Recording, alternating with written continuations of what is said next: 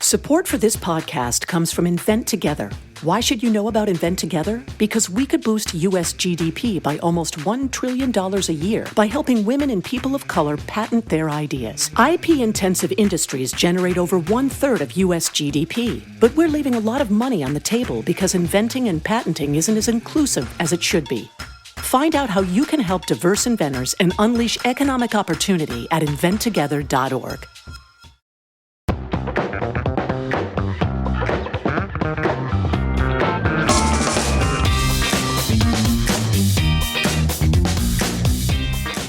Hey everybody, welcome to another episode of Cape Town. I'm your host, Tyler Huckabee. This episode is a scripted episode. We wrote this one in advance. Next week, we will be back with Ryan and Hannah to talk about Loki and some of the comics that we've read, and we look forward to seeing you then.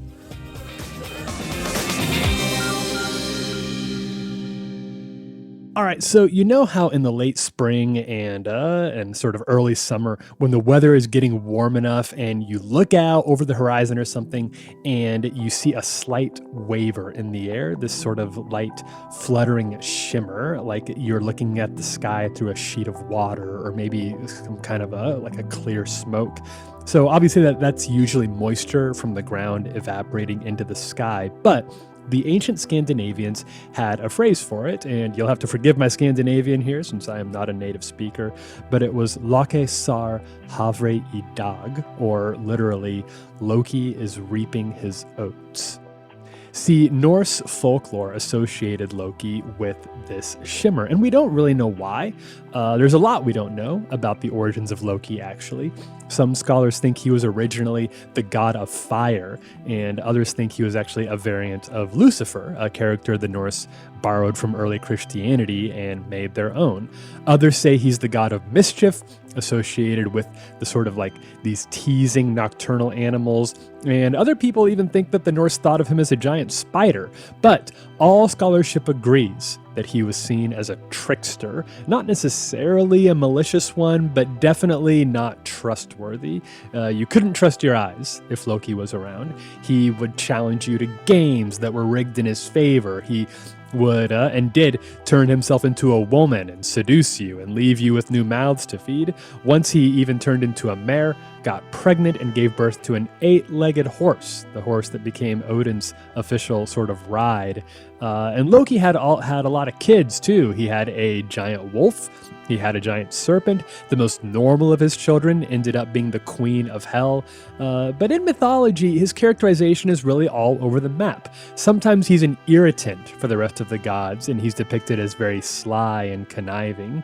And then sometimes he's genuinely malicious. He even helps bring around the end of the world in some ancient poems. Sometimes he's one of Thor's allies, though usually as sort of a sidekick.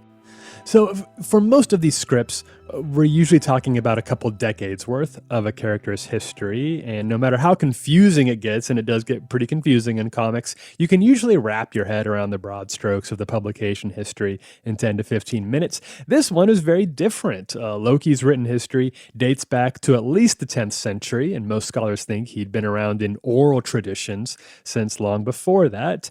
Obviously, there's a pretty sharp division between the Loki of ancient mythology and the character we're getting ready to watch on the Disney Plus superhero show, but I think you can kind of see where I'm going with this. Intentionally or not, our modern Loki comics have more in common with the ancient traditions of Loki than we might think. In 1962, Marvel Comics was on a roll. The Fantastic Four and Hulk, and especially the Amazing Spider-Man, were selling like crazy, and Stan Lee and Jack Kirby were cranking out new characters as fast as they could come up with them. But they'd run into an early problem. They'd created Hulk to be the strongest one there is, and they really didn't know where to go from there. 3 characters in, and they'd already hit the ceiling on power levels.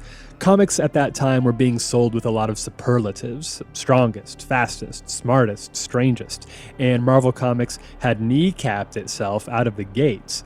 Now, Stan, in interviews, would later muse that he'd been thinking, and this is a quote, "How do you make someone stronger than the strongest person? It finally came to me. Don't make him human, make him a god." Now, as usual, Stan takes most of the credit for the creation here, and it's probably safe to say he takes a little too much.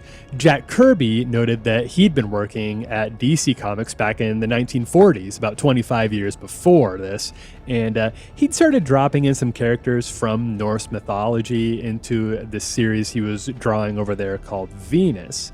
Now, in that series, Loki looked a little more like the traditional devil character. He had little horns, and he also acted a little more like his Norse inspiration. He was kind of a cackling trickster and not really a formidable supervillain. He had a lot of tee-hee, tee-hee moments. However, Kirby says that he became very enamored with Norse myths, and he carried that idea over to Marvel, where it was eventually used in this comic series called Journey into Mystery that was just kind of a grab bag of different sci-fi stories every month when it came out. Thor first appeared in Journey into Mystery issue 83. Loki would debut as his sworn enemy 2 issues later in issue 85, and then a few issues after that, he was revealed to be Thor's brother. Now, while both Kirby and Lee take credit for the idea, only Jack Kirby worked on Thor stories at first. The writing duties were handled by this guy named Larry Leiber. He was an Air Force veteran who'd been trying to make it as an illustrator, but had ended up handling scripts instead. Leiber didn't really consider himself to be much of a writer, but he'd picked up some work on account of being Stan Lee's little brother. Stan's plate was full with the Fantastic Four and Spidey and the Hulk. He asked his brother Larry to work with Kirby on Thor scripting duties, and the rest is history. Kirby and Leiber came up with Thor and his cast of characters like Odin and Heimdall, and Thor staples like Asgard and the Bifrost Bridge, and, yes, Loki. So at first, Loki is a pretty standard supervillain. He's got a very eye-catching design thanks to Kirby.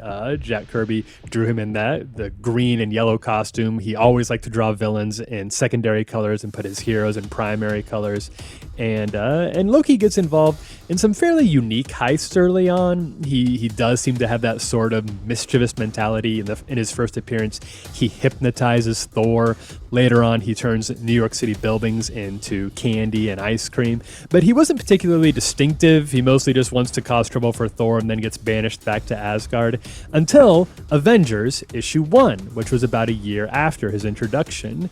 It's probably still Loki's most notable and influential role to date. After manipulating new characters like Iron Man, Thor, Ant-Man, and the Wasp into attacking the Hulk, the heroes realize they're being played and team up to defeat Loki himself. They do such a good job at this that they decide to remain a team, and that's how the Avengers were born in the comics. In the ensuing years, Loki's schemes would become craftier and more sophisticated, but also occasionally more fun and imaginative. In a very celebrated run, written and drawn by Walter Simonson, Loki turns Thor into a frog. Loki also got a couple miniseries in the early 2000s that explored him as less of a villain and more of an agent of chaos, someone who's definitely devoted to his own ends, but he's not completely amoral or incapable of acts of courage or even heroism.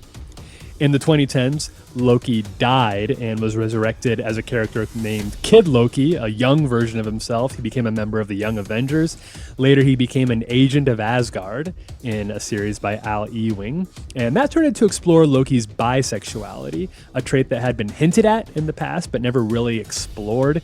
In fact, Loki would also become gender fluid, shifting between male and female presenting bodies depending on his mood and the needs of the situation. This is the sort of stuff that kind of, you could see why this would draw cries of like wokeism in comics or an SJW manifesto making itself plain in comic books.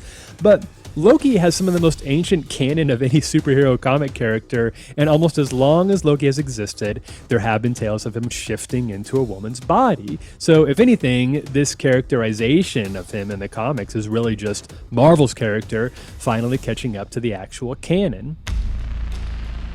In the movies, Loki's transformation has been more of a moral one. He obviously was the big bad of the first Avengers movie, but he's since become a little more shifty. Not a good guy, but not a total villain either.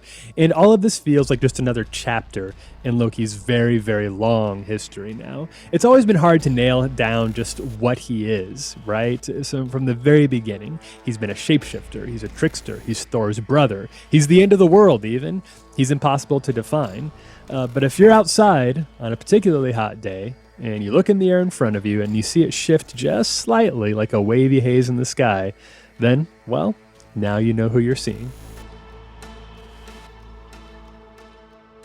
Thank you so much for listening to Cape Town. We are here every week with a new discussion of a character from comic books. You can find us on Twitter at Cape Town Pod or on Facebook at Cape Town Podcast. Every other week, I'm joined by my friends Ryan and Hannah, and next week we will be discussing some of the Loki series that we're reading in preparation for the Disney Plus show. Now, we would appreciate if you do like this podcast to head over and give us a really good review on Apple Podcast or wherever you pod your casts. Those help us continue to do this, and we will see you next week. No need for thanks, citizen. I'm Tyler Huckabee. See you soon.